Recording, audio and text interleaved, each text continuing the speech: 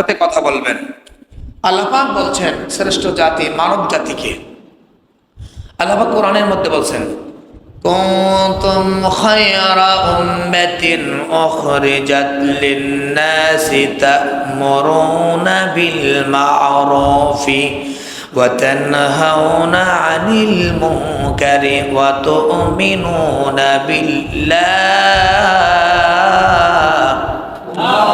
আল্লাহ পাক বলতেছেন, কুনতুম খায়রা উম্মাত, তোমরা হলো শ্রেষ্ঠ জাতি। কে বলছেন? জোরে বলেন না, কে বলছেন? খায়রা উম্মাতিন, তোমরা শ্রেষ্ঠ জাতি। উখরিজাত লিন-নাস, বের করা হয়েছে তোমাদেরকে মানুষদের কল্যাণের জন্য। সুবহানাল্লাহ। তাহলে আল্লাহ আমাদেরকে শ্রেষ্ঠত্ব কথা বললেন, আবার আমাদেরকে পাঠাইছেন কি জন্য? মানুষের কল্যাণের জন্য। বুঝে থাকলে জোরে বলেন, কি জন্য পাঠাইছেন? মানুষের কল্যাণের জন্য। কল্যাণের অর্থ কি? মানুষের সম্পদ লুণ্ঠন করে খেয়ে নেওয়া। কল্যাণের অর্থ কি? কিছুদিন নেতাগিরি করে অন্যায়ভাবে বিচার করা। কল্যাণের অর্থ কি? মানুষের মধ্যে দুর্নীতি হলো প্রতিষ্ঠা করা। এগুলি কি কল্যাণের অর্থ? আরে ভাই জোরে বলেন, এগুলি কল্যাণের অর্থ? কল্যাণের অর্থ কি? আল্লাহ পাক সে কথা কোরআনে বলছেন।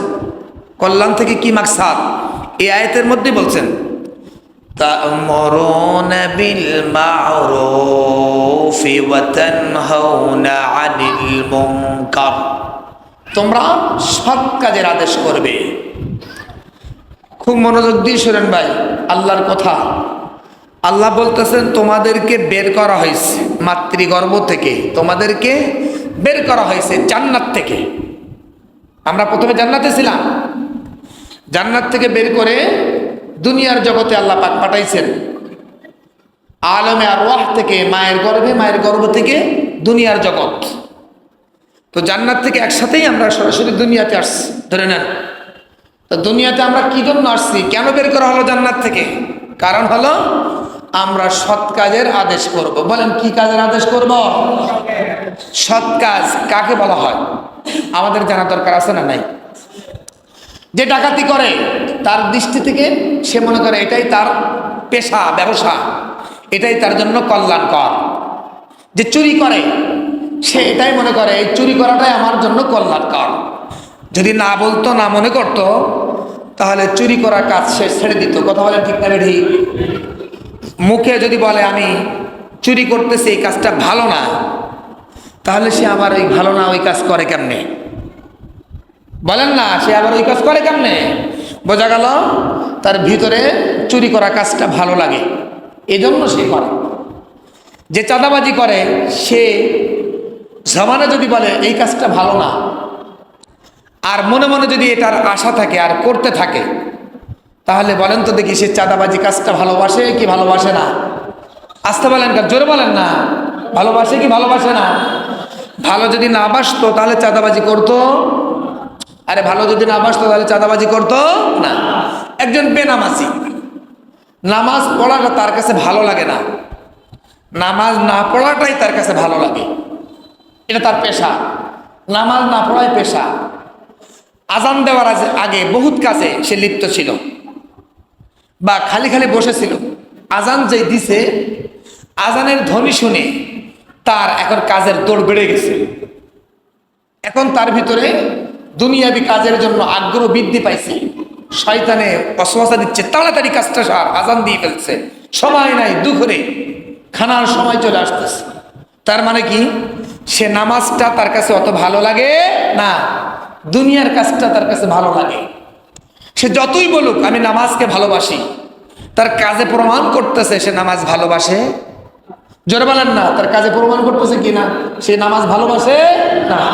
যদি ভালোবাসতো তাহলে আজান দিলে মসজিদ থেকে উল্টা দিকে যাইতো না, আজান দিলে সে কাজের থেকে মসজিদের দিকে আসতো। কথা বলেন। আল্লাহ পাক বলতেছেন তা'মুরুনা বিল মা'রুফ, সৎ কাজের আদেশ করবা। সৎ কাজ কি কি? যেগুলো আল্লাহ পাক সৎ কাজ বলেছেন সেগুলোই সৎ কাজ। একটা ডাকাত সে ডাকাতি করাকে সৎ কাজ মনে করে, তার পেশা ভালো মনে করে, চোর চুরি করা ভালো মনে করে। এ ভালো মনে করলেই এটা ভালো নয়, কারণ এটা আল্লাহর দৃষ্টিতে খারাপ। কথা বলেন ঠিক না বেটি? কার দৃষ্টিতে খারাপ? জোরে বলেন, কার দৃষ্টিতে খারাপ? এমনি ভাবে যত কাজ আছে ইসলাম পরিপন্থী, শরিয়াত পরিপন্থী, কোরআন পরিপন্থী, আল্লাহ পরিপন্থী, রাসূল সাল্লাল্লাহু পরিপন্থী যত কাজ আছে, সমস্ত কাজকে যারা করে তারা যদি বলে এই কাজগুলো ভালো, সেই কাজ আসলে কিনা বলেন আপনারা? ভালো। যে কাজগুলি ইসলাম পরিপন্থী, যারা ইসলাম পরিপন্থী কাজ করে মনে করে এই কাজগুলোই ভালো, আসলে কি সেই কাজগুলো ভালো? আমার কথা বুঝে থাকলে ইমানের সাথে আওয়াজ দিয়ে বলেন সেই কাজগুলো ভালো। তাহলে বাস্তব রূপে সৎ কাজ, ভালো কাজ কোনগুলা? যেগুলো কে বলেছেন? যেগুলো আল্লাহ বলেছেন ভালো, সেগুলোই ভালো, সেগুলোই কি ভালো। তাহলে এবার আপনি আমার জীবনের সাথে, আপনার জীবনের সাথে এখন আল্লাহর কথার সাথে মিলান। আপনি সারাটা জীবন যেভাবে চলতেছেন, আপনার কর্মস্থল থেকে চলাফেরা, আচার আচরণ, মুআমালাত, মুআশারাত সহ পারিবারিক আচার আচরণ, সামাজিক আচার আচরণ, এলাকাভিত্তিক আচার আচরণ, লেনদেন, যা কিছু আছে আপনার জীবনের সাথে আর ইসলামের সাথে একটু মিলান। এখানেই আপনার ফলাফল আপনি নিজেই বের করে ফেলতে পারবেন। কথা বলেন ঠিক না বেটি? আমি ভালো নাকি খারাপ এটা মানসিকতা জানার দরকার কোনো নাই, প্রয়োজন নাই। আমি নিজে এখানে বসে 2 মিনিট 3 মিনিট চিন্তা করলে আমি বের করতে পারবো আমি ভালো কি খারাপ। কথা বলেন ঠিক না বেটি? আরেকজনের কাছে যাচাই করার দরকার নাই সে ভালো নাকি খারাপ। এজন্য আল্লাহ পাক বলতেছেন তা'মুরুনা বিল মা'রুফ, তোমরা সৎ কাজের আদেশ করো। সৎ কাজ কোনগুলা? যেগুলোকে আল্লাহ সৎ বলেছেন সেগুলোই সৎ, যেগুলোকে আল্লাহ মন্দ বলেছেন সেগুলোই মন্দ। এটা ইমানের হলো স্তর। কথা বলেন ঠিক না বেটি? আল্লাহ রাব্বুল আলামিন বলেন তা'মুরুনা বিল মা'রুফ ওয়া তানহাউনা আনিল মুনকার ওয়া তু'মিনুনা বিল্লাহ।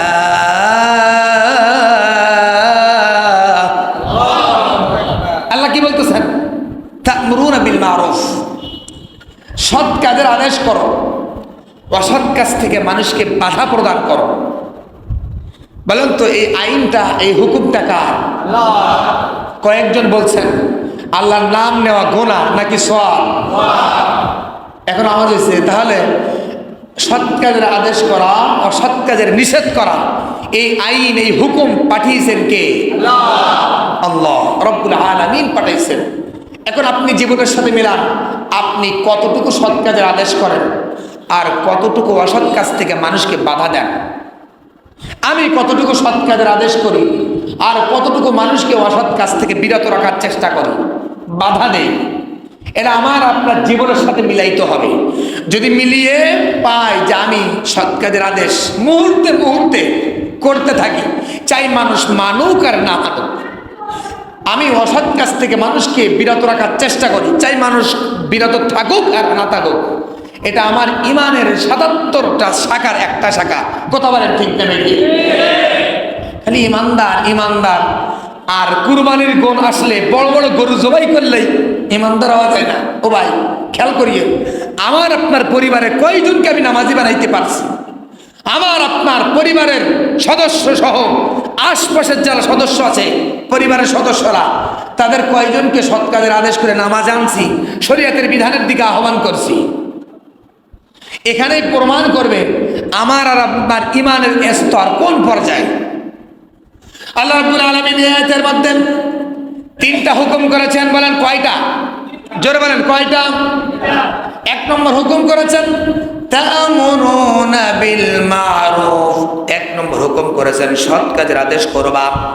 আর 2 নম্বর হুকুম করেছেন ওয়া তানহাউনা আনিল মুনকার, 2 নম্বর হুকুম করেছেন অসৎ কাজ যারা করে, আমি আল্লাহ পাকের চাহিদা মতো যে কাজগুলো না, যেগুলো আমি ভালোবাসি না, যেগুলোকে আমি অপছন্দ করি, যেগুলোকে ইসলাম অপছন্দ করেন, যেগুলোকে শরিয়াতে অপছন্দ করে, যেগুলোকে আমার রাসূল অপছন্দ করে, যেগুলো ওলামায়ে কেরাম অপছন্দ করে সেগুলোকে তোমরা বাধা প্রদান করো, সেগুলো তোমার পরিবার থেকে বের করে দাও, সেগুলো তোমার সমাজ থেকে বের করে দাও, সেগুলোকে রাষ্ট্র থেকে বের করে দাও।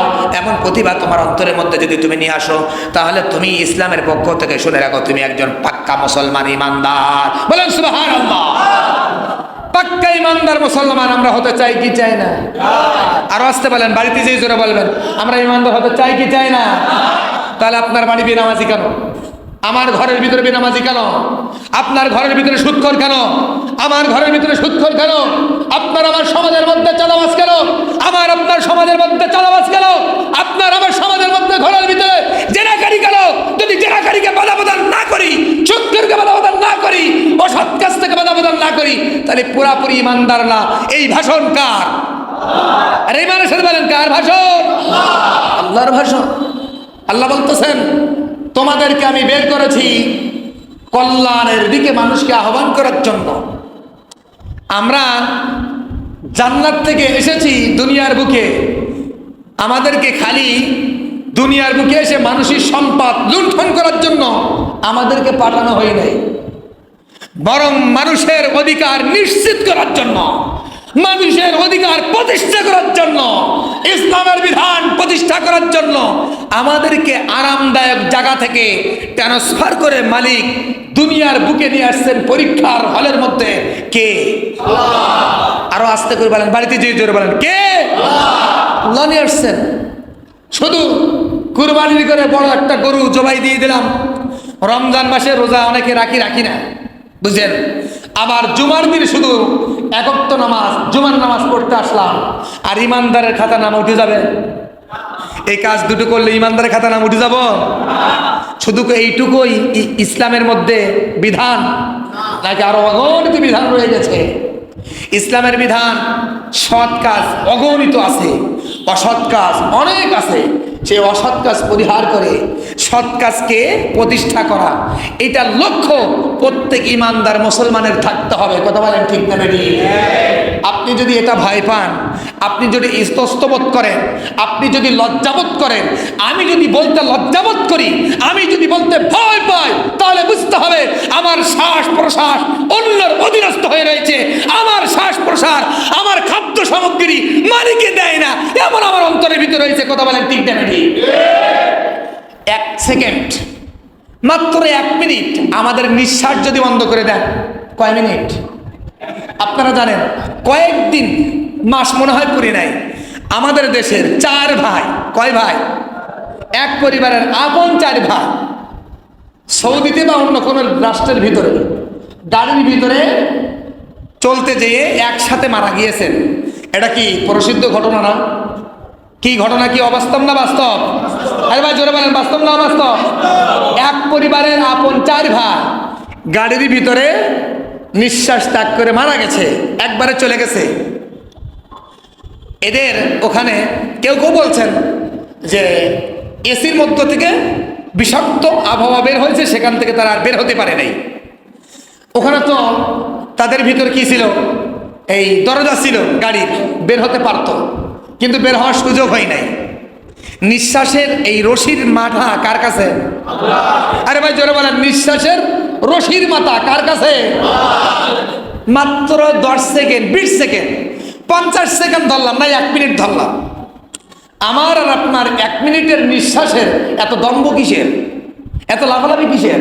এত বড়াই কিসের? এত অহংকার কিসের? এত হিংসা কিসের? এত বিশ্বাস বিদ্বেষ কিসের? সব কিছুর মালিক, নিঃশ্বাসের মালিক সব কিছুর মালিক ভাই আপনার ইমানের সাথে বলেন কে? যে ইমানদার বিশ্বাস করে আমার তো নিঃশ্বাস ত্যাগ করতে হবে, যখন তখন মালাকুল মাউত আসতে পারে, নিঃশ্বাসের বিশ্বাস নাই। আমি কেন অন্যায়ভাবে অন্য সম্পদ খাবো? কেন অন্যায়ভাবে আমি অসৎ রাস্তায় চলবো? কেন অন্যায়ভাবে মালিকের দিক নির্দেশনা ছাড়া অন্য রাস্তায় চলবো? যদি অন্তরের ভিতরে ভয় থাকে কার? যদি আল্লাহর ভয় থাকে, তাহলে কোনো মানুষ অন্যায় রাস্তায় চলতে পারে না। কথা বলেন ঠিক নেবে ঠিক? যদি আল্লাহর ভয় থাকে, তাহলে কোনো মানুষ বেনামাজির খাতার মধ্যে নাম লেখাইতে পারে না। কথা বলেন ঠিক নেবে ঠিক? আল্লাহ রাব্বুল আলামিন কোরআনের এই আয়াতের মধ্যে 3টা আইন দিয়েছেন। 1 নম্বর আইন আল্লাহ পাক বলছেন তোমরা সৎ কাজের আদেশ করো। শুধু বাইরে বাইরে নয়, নিজের ঘর থেকে শুরু করে নিয়ে, সমাজ থেকে শুরু করে নিয়ে, এলাকা থেকে শুরু করে নিয়ে রাষ্ট্র পর্যায় পর্যন্ত দিন কায়েম করার জন্য, ইসলাম কায়েম করার জন্য, শরীয়তের বিধান কায়েম করার জন্য এমন ইচ্ছা, এমন উদ্দেশ্য অন্তরে যার থাকবে সে হলো কি ইমানদার, সে হলো কি। আর যার অন্তরে এমন থাকবে না, বক্রতা থাকবে, সামান্য ছোট্ট একটা জায়গার মধ্যে থেকে আমি শুধু মনে করতেছি নামাজ ইসলাম, কুরবানি ইসলাম, রোজা ইসলাম, এইটুকুই নিয়ে পড়ে রয়েছি, তাহলে আল্লাহর কসম এত বড় একটা কোরআন আমাদের জন্য দেওয়ার প্রয়োজন ছিল না। কথা বলেন ঠিক না বেটি? এই কোরআনটা কি ঘরের মধ্যে উঠিয়ে রাখার জন্য আল্লাহ দিয়েছেন? আরে জোরে বলেন, ঘরের মধ্যে উঠিয়ে রাখার জন্য দিয়েছেন নাকি কোরআনকে সংবিধান মনে করে কোরআনকে সামনে রেখে চলার জন্য আল্লাহ দিয়েছেন? কথা বলেন ঠিক না বেটি?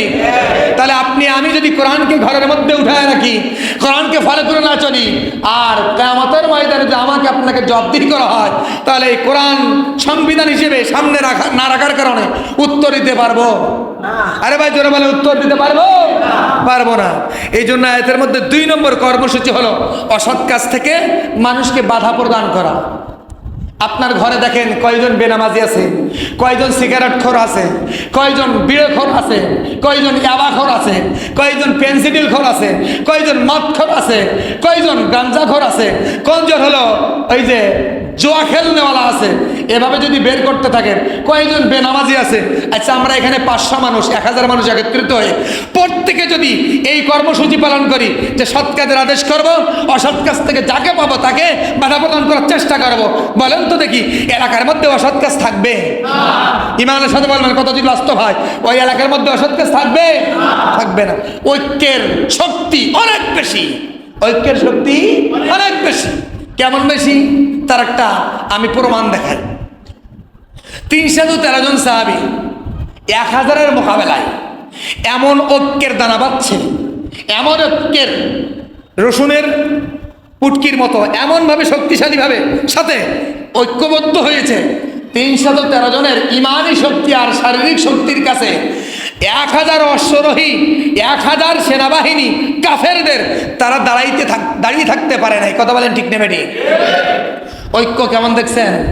যদি ইমানের চেতনা আমাদের থাকে, যদি ইমানি বল আমাদের থাকে, যদি আল্লাহর বিধানের যদি অন্তরের ভিতরে ভালোবাসা থাকে, তাহলে কোন ইসলাম বিদ্বেষী আমার আপনার সামনে এসে বড় গলায় চোখ রাঙিয়ে কথা বলতে পারবে না। কথা বলেন ঠিক না বেটি?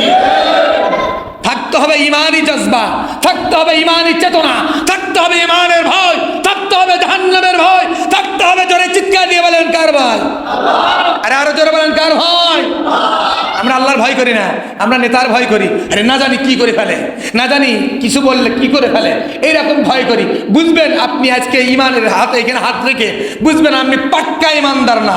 কারণ সাহাবায়ে কেরাম পাক্কা ইমানদার হওয়ার কারণে তারা তরবারের সামনে দাঁড়িয়ে, গরম উত্তপ্ত পানির সামনে দাঁড়িয়ে ইমানকে উজ্জীবিত করে এই কুফরি মতবাদকে লাথি মেরে ধ্বংস করে দিয়েছে। তারাই হয়েছে ইমানদার। কথা বলেন ঠিক না বেটি? আমরা শুধু বলি ইমানদার ইমানদার, মুসলমান মুসলমান। আরে ভাই, মুসলমানের সংজ্ঞা, ইমানদারের সবচেয়ে বড় আমল মানুষকে সৎ কাজের আদেশ করা। আল্লাহ অসংখ্য জায়গায় বলেছেন। কোরআনে কারীমের মধ্যে আল্লাহ পাক বলেন, শয়তান মানুষকে ডাকে জাহান্নামের দিকে। শয়তান মানুষকে কোন দিকে ডাকে? জাহান্নামের দিকে। আর আল্লাহ ডাকেন মানুষকে জান্নাতের দিকে। বলেন সুবহানাল্লাহ। আল্লাহ মানুষকে কোন দিকে ডাকে? দেখেন, শয়তান জাহান্নামের দিকে ডাকে কেমনে? আল্লাহ পাক বলতেছেন, ইন্নামা ইয়াদউ হিজবাহু লিয়াকুনু মিন আসহাবিস সাঈর। আল্লাহ পাক বলতেছেন, নিশ্চয় শয়তান ডাকে, বুলায় তার দলবদ্ধ ব্যক্তিদেরকে। হিজবান, হিজবুন মানে দলকে। শয়তান তার দলকে ডাকে যাতে করে হয়ে যায় তারা মিন আসহাবিস সাঈর, জাহান্নামের অধিবাসী। বলেন নাউযুবিল্লাহ মিন যালিক। তাহলে শয়তানের অনুসরণ করে নফস। নফস বলে ওই নারীর দিকে তাকাও, নফস বলে একটু গান শোনো, নফস বলে একটু চাঁদাবাজি করো, নফস বলে একটু মানুষের টাকা আত্মসাৎ করো, নফস বলে মানুষের টাকা পয়সা লেনদেন করে যারা কাজ করে তাদের টাকা মেরে দাও। নফস বলে হলো অন্যায় রাস্তায় চলো, নফস বলে আজান দিছে যাইতে হবে না, ঘুমাও, আরাম বেশি হবে। এগুলো নফসের পরিচালনার ক্ষেত্র। এগুলো নফস বলে কি বলে না? আপনি বুঝতেছেন না, ভিতরগতভাবে নফসে চালায় আপনাকে। তাহলে এই নফস আমাদেরকে চালায়। শয়তানও বলে আমি আরাম দিচ্ছি, ঘুমাও, কালকে নামাজে যেও, কালকে শরিয়তের কথা মানিও, বলিও, সৎকার আদেশ করিও, বলিও। শয়তান নফস দুটাই বলে, মানে আমার আর আপনাকে এভাবে বলে বলে আল্লাহ বলতেছেন জাহান্নামের বাসী বানায়, অধিবাসী বানায়।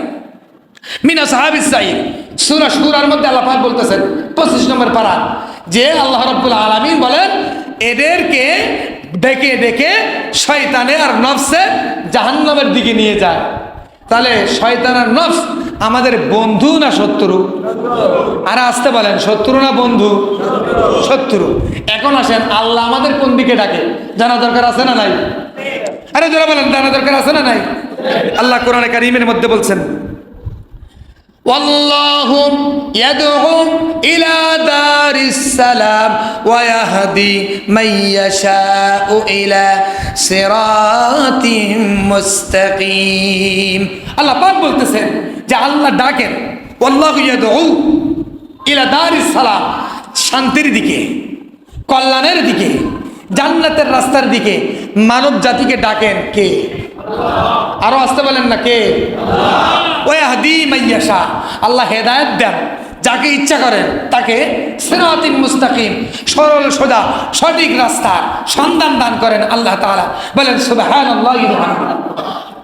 এখন ভাই আমি আর আপনি যদি দায়ী হতে পারি, দায়ী মানে দাআ ইলাল্লাহ, যদি আল্লাহর দিকে ডাকতে পারি বারবার, একদিন না 2 দিন ডাকার পরে থেমে গেলেন না, হবে না, অনবরত ডাকতে হবে, লাগাতার ডাকতে হবে। আমরা মানুষকে কল্যাণের দিকে ডাকবো, এই বিধানটা আল্লাহ। এই কাজটা কে কে করতে চায় হাত জায়গায় দেখান তো ইনশাআল্লাহ। নারায়ে তাকবীর, হাত নামান। বুঝেন এই বিধানটা আল্লাহ, আল্লাহ কল্যাণের দিকে ডাকতে বলছেন। আপনি নামাজে আসতেছেন, ডাকেন নামাজে। আপনি যাকাত প্রদান করছেন, বলেন মানুষকে যাকাত দিতে। আপনি পর্দা করতেছেন, বলেন মানুষকে পর্দা করতে। আপনি সৎ পথে আছেন এবং হালাল টাকা খান, বলেন মানুষকে অসৎ পথ থেকে, বেহালালের টাকা থেকে ফিরে আসতে। এভাবে এগুলো যদি করি তাহলে আপনার আর আমার ভিতরে আল্লাহ পাক রব্বুল আলামিন হলো রহমত নাযিল করবেন, আর আমাকে আপনাকে খালেস পিওর দায়ী হিসেবে কবুল করবেন। বলেন সুবহানাল্লাহ। কোরআনে কারীমের মধ্যে আল্লাহ পাক বলেন যদি কে দায়ী ইলাল্লাহ না হয়, অন্য রাস্তায় চলে, তাহলে কিয়ামত পর্যন্ত কাজ করবে, কিন্তু সে আমল আর সে কাজ কবুল হবে না। ভালো করে বুঝুন, আমি আর আপনি অনেক কাজ করলাম আর সব মনে করলাম, বাড়িতে বাবা মা না খেয়ে আছে, বাবা মার কাপড় চোপড় দেই না, ভাই বোন তাদের হক আদায় করি না, কিন্তু ঠিকই ওই বাবার দরবারে বড় বড় গরু বছর আসলে চলে যায়। আছে না নাই? আসতে বলেন কেন? আছে না নাই? তাহলে বাবা গরু পাওয়ার হক বেশি রাখে না পিতা মাতা আর ভাই বোন কাপড় চোপড় সহ তারা হকদার বেশি, নাকি ওই বাবার দরবারে গরু পাঠানোর হক বেশি? পিতা মাতার হক অগ্রগামী বেশি। এখন আল্লাহ পাক বলতেছেন এই হক যদি তুমি আদায় না করে ওই বাবার দরবারে গরু পাঠানো আর দান করা যদি বেশি সওয়াব মনে করো, কিয়ামত পর্যন্ত দান করবা আর পরিবারের লোক অনাহারে থাকবে, তোমার 1 পয়সাও দাম নাই, তোমার এই দান কবুল হবে না। বলতেছেন কে? আল্লাহ। আল্লাহ পাক বলতেছেন ওয়া ইয়াবতাগি গায়রাল ইসলামি দীনান ফালাই ইয়াকবালা মিন ওয়া হুয়া ফিল আখিরাতি মিনাল খাসিরিন। যারা ইসলাম পরিপন্থী কাজ করে, দিনে ইসলামের সাপোর্ট করে না যেই কাজটাকে, যারা শরিয়াত পরিপন্থী কাজ করে, যেটা ইসলামে বা শরিয়াতে সাপোর্ট করে না এবং এটাকে মনে করে গ্রহণযোগ্য কাজ, আল্লাহ পাক বলতেছেন ফালাই ইয়াকবালা মিনহু, কিয়ামত পর্যন্ত এই কাজকে কবুল করবেন না কে? আল্লাহ। আরে ভাই আমার কথা না, কিন্তু এই কোরআনের কথা বলতেছেন। কিয়ামত পর্যন্ত কাজ করবেন কিন্তু কবুল করবেন না আল্লাহ। তাহলে আমাদের কাজটা স্বচ্ছ হতে হবে, আমাদের কাজটা নিরট নির্বিচার হতে হবে, আমাদের কাজটা ন্যায় নিষ্ঠাওয়ালা হতে হবে, আমাদের কাজটা ইনসাফ ভিত্তিক হতে হবে, আমাদের কাজটা মানুষের অধিকার ও মানুষের কল্যাণ নিশ্চিতের কাজ হতে হবে।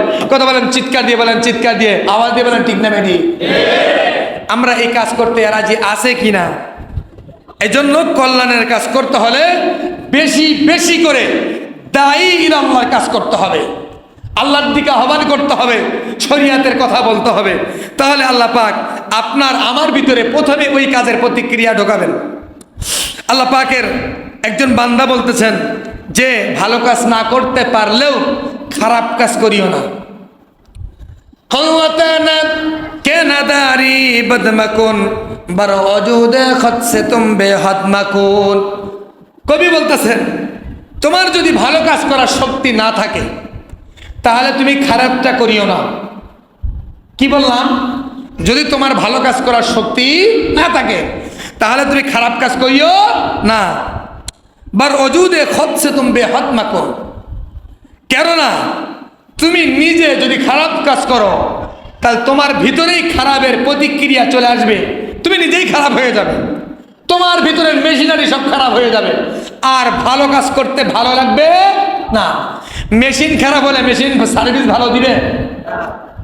আরে ভাই, মেশিনের মধ্যে মোবিলের পরিবর্তে আপনি পানি ঢুকাই দিলেন, মেশিনের ভিতরে ডিজেলের পরিবর্তে আপনি পানি ঢুকাই দিলেন, মেশিন চলবে? তাহলে মেশিনের ভিতরে যা খাদ্য তাই ঢুকাইতে হবে, তাহলে মেশিন সার্ভিস ভালো দিবে। আমার আপনার একটা মেশিন আছে, এই মেশিনের খোরাক হলো দায়ী ইলাল্লাহ, আল্লাহ তাআলার কাজ করা, আল্লাহ তাআলার বিধানের আহ্বান করা, নিজেও আল্লাহ তাআলার বিধানের উপরে থাকা। তাহলে এই মেশিনের খাদ্য সামগ্রী তার হবে এবং সেই মেশিন ভালো থাকবে, ভালো কাজ আরো বেশি করতে ভালো লাগবে। চিৎকার দিয়ে বলেন সুবহানাল্লাহ। তাহলে আমরা 3 সপ্তাহ ধরে তাবলীগের কথা শুনতেছি, যে তাবলীগ বিশ্বনবী সাল্লাল্লাহু আলাইহি ওয়াসাল্লাম 23 বছর ধরে করেছেন, 10 বছর শুধু না, পূর্ণ 23 বছর তাবলীগ করেছেন, 10 বছর যুদ্ধ আর তাবলীগ করেছেন। ভালো করে বুঝবেন। তাহলে এই তাবলীগের কাজ, আপনি আজকে একটা ভালো কথা শুনে বাড়িতে যেই পৌঁছালেন, এটা তাবলীগ। আপনি নামাজের একটা মাসালা শুনলেন, বাড়িতে যেয়ে খবর দিলেন, এটা তাবলীগ করলেন। তাহলে তাবলীগ যারা করে তাদের ক্ষেত্রে নাক শীতকালি ইমান চলে যাওয়ার সম্ভাবনা আছে। কথা বলেন, ঠিক নেবে ঠিক? কারণ তাবলীগ করেছেন আমার নবী, আপনার নবী, আমার নবীর সাহাবা একরাম তাবলীগ করেছেন, উলামা একরাম তাবলীগ করতে করতে এ পর্যন্ত আপনার আমার পর্যন্ত দিন পৌঁছাইছে। কথা বলেন, ঠিক নেবে ঠিক? তাওহীদি জনতা যারা ইসলামকে ভালোবাসে তারা তাবলীগ করতে করতে আমার আপনার পর্যন্ত দিন পৌঁছাইছে। আর এই তাবলীগকে যদি আপনি না শিক্ষান, তাবলীগকে যদি গালমন্দ করেন, তাহলে আপনার আর আপনার ইমান অটোমেটিক বেরিয়ে যাবে। বলেন নাউজুবিল্লাহ মিন যালিক। এই জন্য 3 সপ্তাহের আলোচনায় আমরা আমাদের সন্তান অনেকে আছে, এই যে ছেলেরা সামনে চিল্লা যাবে, অনেকে নাম লেখাইছে, যে ছেলেরা কি করে, অনর্থক সময় নষ্ট করে, নামাজ পড়ে না, মেয়েদের সাথে আড্ডা দেয়, অথবা মোবাইল নিয়ে পড়ে থাকে। সময় আছে, এদেরকে তাবলীগে পাঠাই দিয়ে ইমানদার বানানোর দায়িত্ব কর্তব্য দরকার পিতা এবং মাতার। কথা বলেন, ঠিক না বেটি? আরো আসতে বলেন, বাড়িতে দিয়ে বলবেন ঠিক। এই জন্য আমাকে এলান করতে বলা হয়েছে, আসলে প্রয়োজনীয়।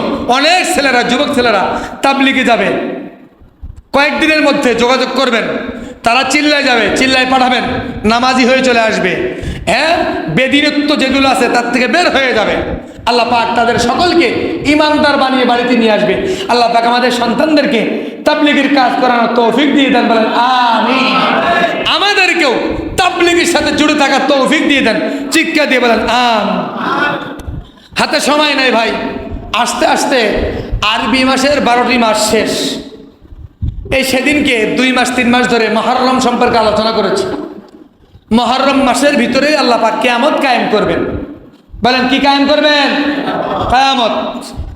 কিয়ামত তো খালি শুনতেছি, হয়ে গেছে। রাসূলুল্লাহ সাল্লাল্লাহু আলাইহি ওয়াসাল্লাম কিয়ামতের কথা বললে সাহাবা একরামের ভিতরে প্রকম্পন সৃষ্টি হতো, তাদের লোম খাড়িয়ে যেত, কারণ তারা এমন ইয়াকিন করছেন আর বিশ্বাস করছেন কিয়ামত সম্পর্কে ভয়াবহতা বিষয়ে, যে তারা কিয়ামতের কথা শুনলেই তাদের থরকম্পন শুরু হয়ে যেত। আমরা কিয়ামত শুনলে এই কান দিয়ে ঢুকায় কান দিয়ে বের করে দেই। কথা বলেন ঠিক না বেঠিক?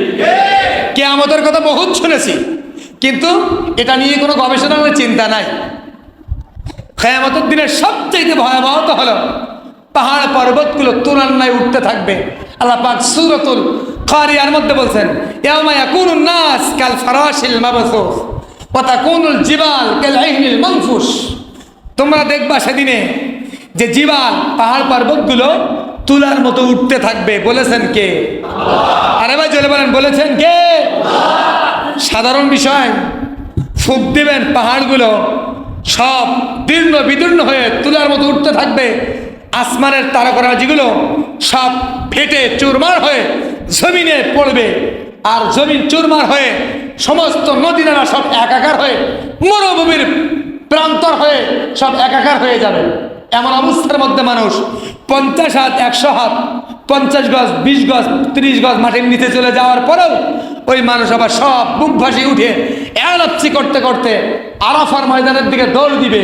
সবচাইতে বড় ভয়াবহ ওই দিনের হলো মানুষের 1 বিঘাত মাথার উপরে সূর্যের 12টা মুখ ছেড়ে দিবে। মাথার ঘিনুগুলো টকবক টকবক করতে থাকবে, শরীরের ঘামগুলো পড়তে পড়তে কারোর নাভু পরিমাণ কারোর কোমর পরিমাণ পানির মধ্যে হাবুডুবু খাইতে থাকবে, খালি ঘামের পানিতে চিৎকার দিয়ে বলেন নাউজুবিল্লাহ। আরো অনেক আলোচনা কিয়ামত নিয়ে যখন করব আলোচনা তখন আসবে, কিন্তু এই কিয়ামতটা হবে এই মুহররম মাসের মধ্যে। সামনে সেই মাস আসতেছে, সামনে আমরা এই নিয়ে আলোচনা করব।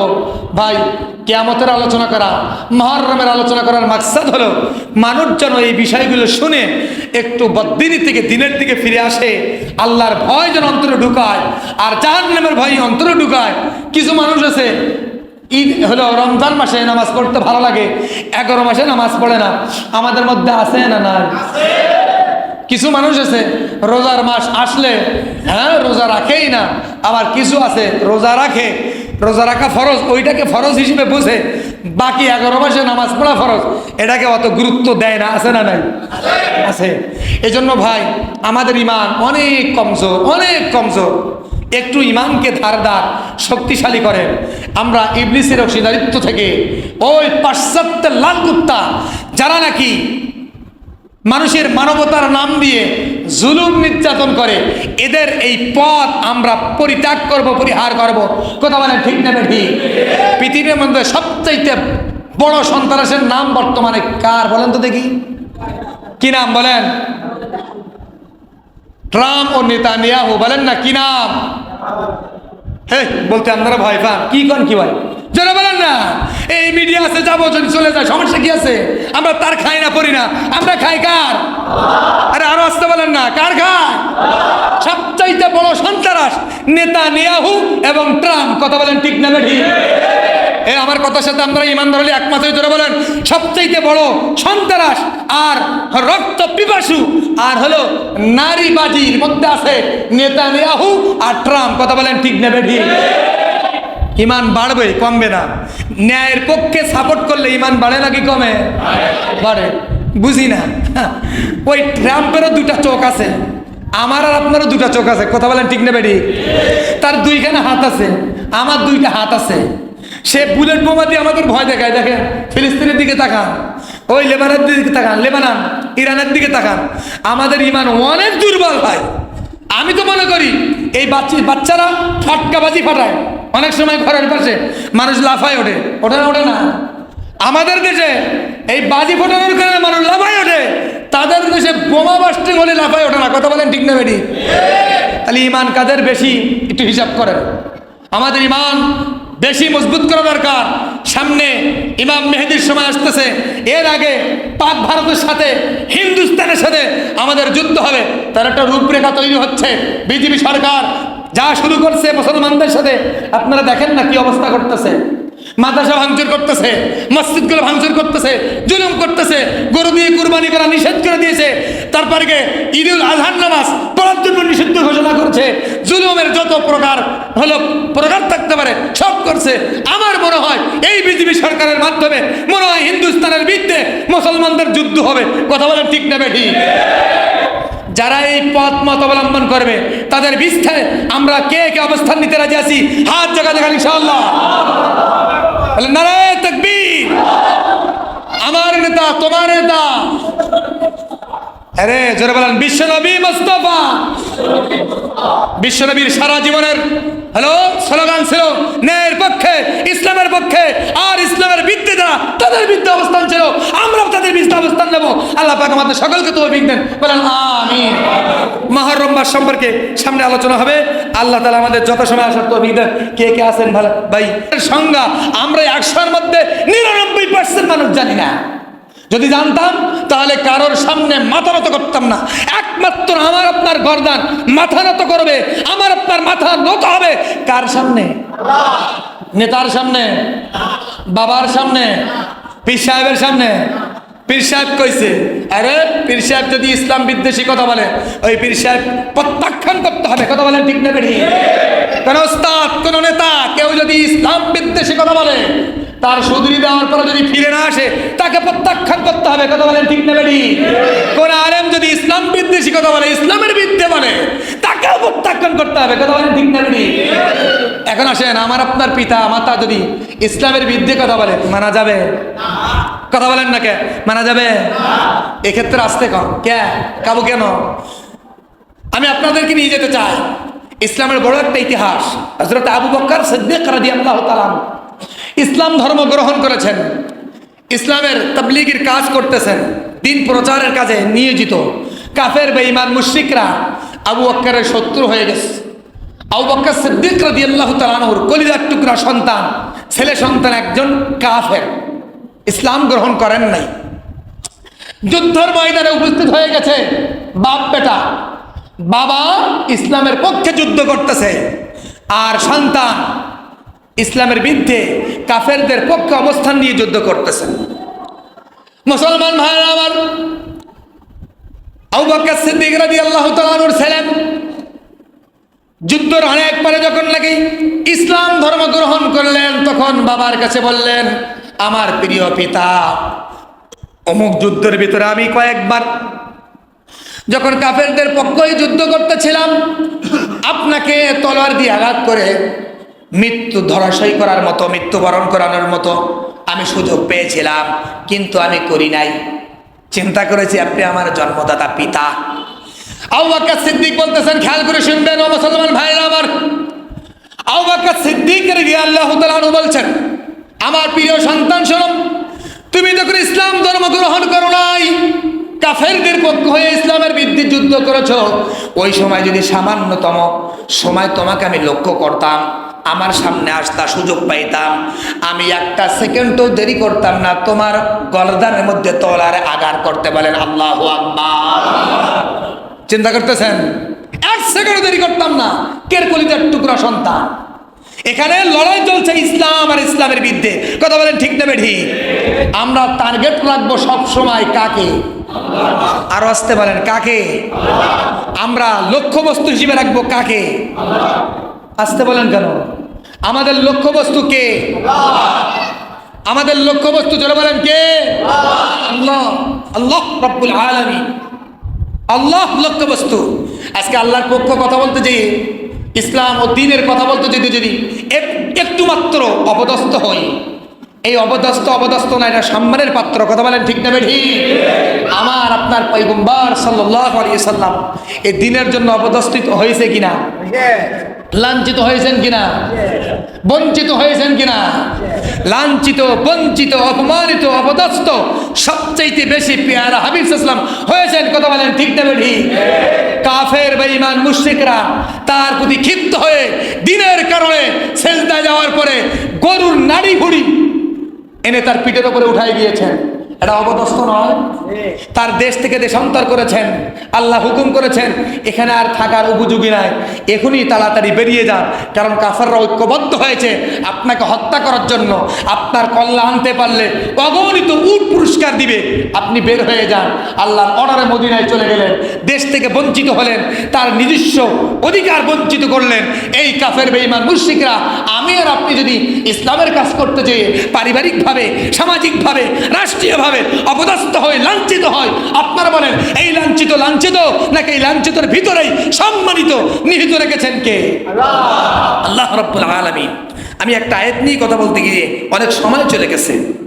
আল্লাহ রাব্বুল আলামিন বলতেছেন এরপরে ওয়াতুমিনুনা বিল্লাহ, তোমরা সৎ কাজের আদেশ অসৎ কাজের নিষেধের পাশাপাশি বিশ্বাস স্থাপন করবা কার? জোরে বলেন কার? আল্লাহ রাব্বুল আলামিন। তিনি চিরঞ্জীবী, মুখের কথা নয়, তিনি নিজে কোরআনে বলছেন।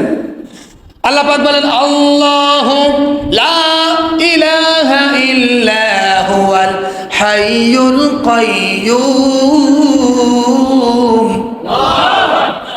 আমরা এমন নেতার অনুসরণ করতে চাই না যে ইসলাম বিদ্বেষী আর সে চিরস্থায়ী না। ফেরাউন চিরস্থায়ী ছিল, এখনো চিরস্থায়ী আছে না। নমরুদ চিরস্থায়ী, যত পাষণ্ড দেলের অধিকারী জালেম বাদশা এরা চিরস্থায়ী না।